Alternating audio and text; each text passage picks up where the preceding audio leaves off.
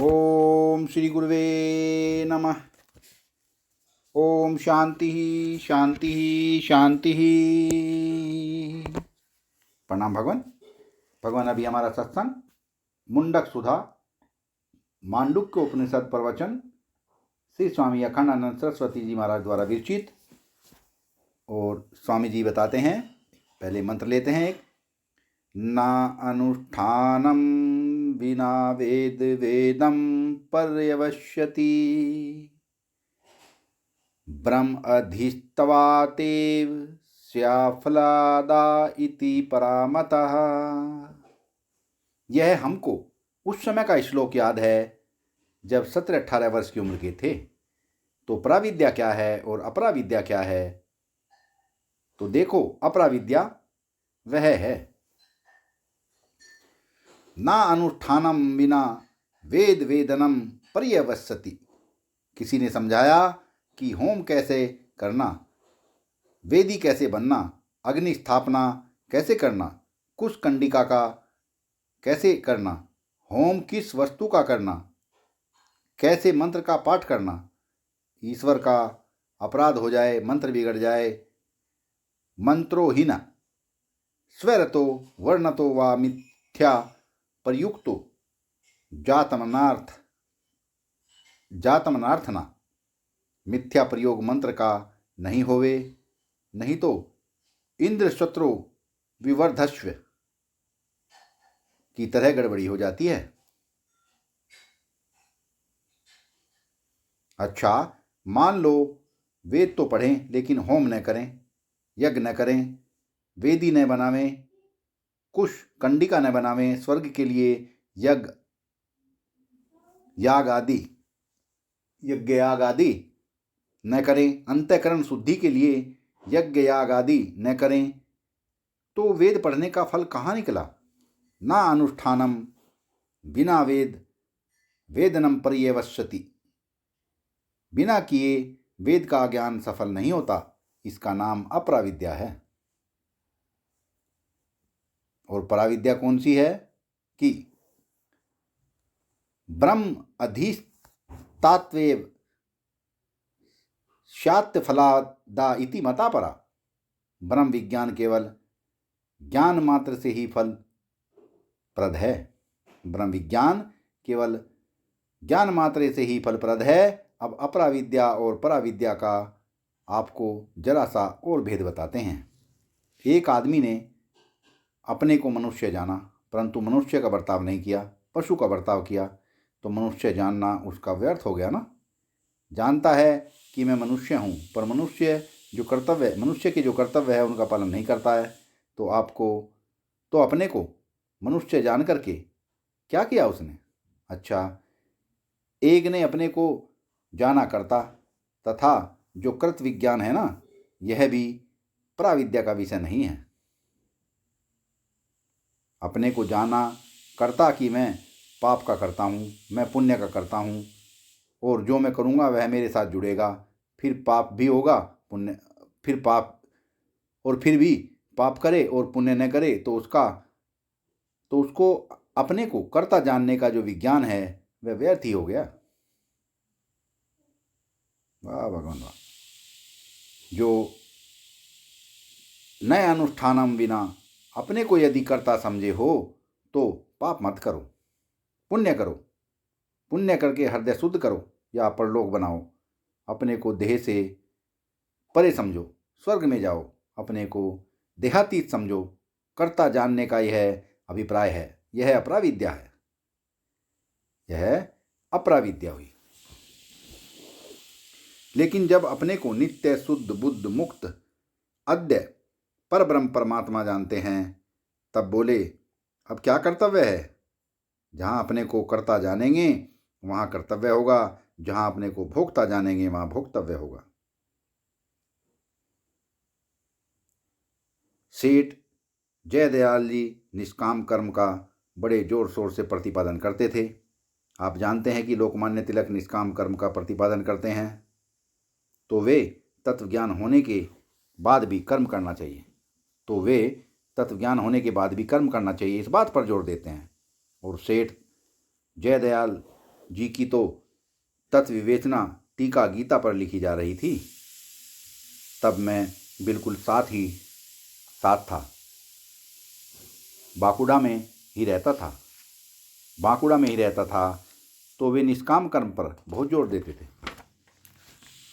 तो मैंने उनसे एक दिन पूछा कि सेठ जी, जब तक कोई अपने को भोक्ता जानता है और भोग की वृत्ति है और भोग्य के संबंध से सुख दुख मिलता है, तो जब तक अपने में भोक्तापन की भ्रांति रहेगी तब तक कोई निष्काम कैसे होगा? सेठ जी बड़े निपुण थे। तो सेठ जी बोले, पंडित जी, मैं निष्काम कर्म कहता हूँ तो उसका मतलब आत्यांतिक निष्कामता नहीं होती। मेरा मतलब तो व्यवहार में सामान्य रूप से निस्वार्थ भाव से आदमी काम करे, निस्वार्थ भाव से परोपकार करे, ज़्यादा स्वार्थी न बने। मनुष्य के लिए जो निस्वार्थ होना धर्म है उसका वर्णन करता हूँ। जो काम कर्म की आत्यांतिक निवृत्ति है वह तो जब कर्तापन की आत्यांतिक निवृत्ति होवे, ब्रह्म ज्ञान से भोक्तापन की आत्यांतिक निवृत्ति होवे, तब कर्तापन और भोक्तापन वस्तुतः निवृत्त हो जाएगा। तब काम कर्म भी वस्तुतः निवृत्त हो जाएंगे। बिना ब्रह्म ज्ञान के काम कर्म तो छूटेंगे नहीं, और बिना काम कर्म के छूटे निष्कामता तो आवेगी कहाँ से? निष्कर्म होगा कहाँ से? यह तो यह पराविद्या का भेद है। पराविद्या जो है वह ब्रह्म विद्या है, और अपराविद्या जो है वह कर्तव्य भोक्तत्व का विज्ञान है। जो कर्तात्मक भोक्तात्मक विज्ञान है, अपने को कर्ता समझना, भोक्ता समझना, इसका नाम अपराविद्या है। अब गिनती कराते हैं। तो देखो, शंकराचार्य जी भगवान ने अपने भाष्य में इस प्रसंग में लिखा है कि बताना तो यह चाहिए कि एक ब्रह्म का ज्ञान हो जाने पर सर्व का ज्ञान हो जाता है। सीधे उत्तर देना चाहिए। यह प्रतिवचन में घुमाव फिराव क्यों है? तो उन्होंने बताया कि यह अपराविद्या जो है वह तो अविद्या ही है। अपरा ही विद्या अविद्या सा निराकर्तव्य। यह अपराविद्या तो अविद्या ही है और इसे दूर करना चाहिए। तत्विषय ही विद्यते न किश्चिन तत्वो विदितत् स्यात्। यदि केवल अपराविद्या का विषय तुमने जाना हो तो कुछ नहीं जाना। निराकृत्य ही पूर्व पक्षम पश्चाति सिद्धांतो वक्तव्यो भवति इति न्यायात्। इसीलिए पूर्व पक्ष के रूप में यहाँ अपराविद्या का और उत्तर पक्ष के रूप में पराविद्या का वर्णन है। तो बोले, अपराविद्या कौन सी है? इसकी गिनती कराते हैं। मंत्र नंबर 5 को लिया है स्वामी जी ने। मंत्र लेते हैं भगवान। तत्र ऋग्वेदो यजुर्वेदः सामवेदो अथर्ववेदः शिक्षाकल्पो व्याकरणम निरुक्तम छंदो ज्योतिष्मिति अथपरा यया तत्क्षरम अधिगम्यते। अपराविद्या क्या है कि ऋग्वेद यह शब्द राशि है। अग्निमीले पुरोहितम, यहाँ से प्रारंभ होकर जो शब्द राशि है वह ऋग्वेद है। और यजुर्वेद जो है वह सामवेद अथर्ववेद, ये 4 वेद हैं।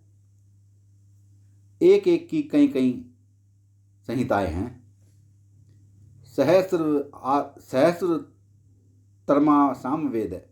सामवेद की तो 1000 शाखाएं हैं। तो ये भिन्न भिन्न शाखाओं वाले चारों वेद और उनके अंग, शिक्षा आदि सब अपराविद्या हैं। वाह भगवान, वेदों को भी अपराविद्या में शामिल किया गया भगवान। शिक्षा, वेद के शब्दों का उच्चारण कैसे करना यह बताने के लिए प्रत्येक शाखा की अलग अलग शिक्षा होती है। कल्पसूत्र होते हैं जो वैदिक मंत्रों के प्रयोग की विधि बताते हैं। व्याकरण, जिससे वैदिक शब्दों की निष्पत्ति होती है। तो वेद के व्याकरण को प्रातिशाख्य बोलते हैं। सामान्य रूप से पाणिनीय व्याकरण आदि जो व्याकरण है वे सब में चलते हैं, लेकिन वेद का एक व्याकरण होता है प्रातिशाख्य।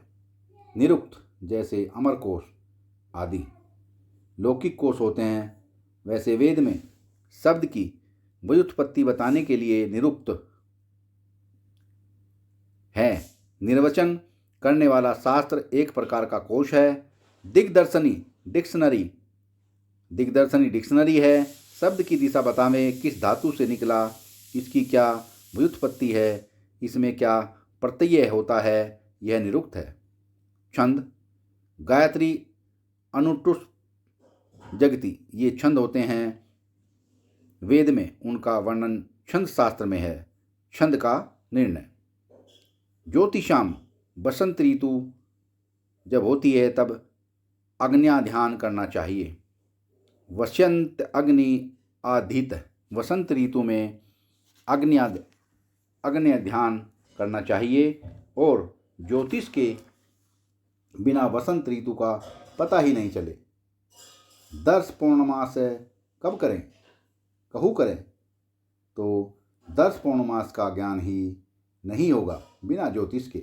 सत्संग को विराम देते हैं भगवान, आगे का सत्संग कर लेंगे। प्रणाम भगवान।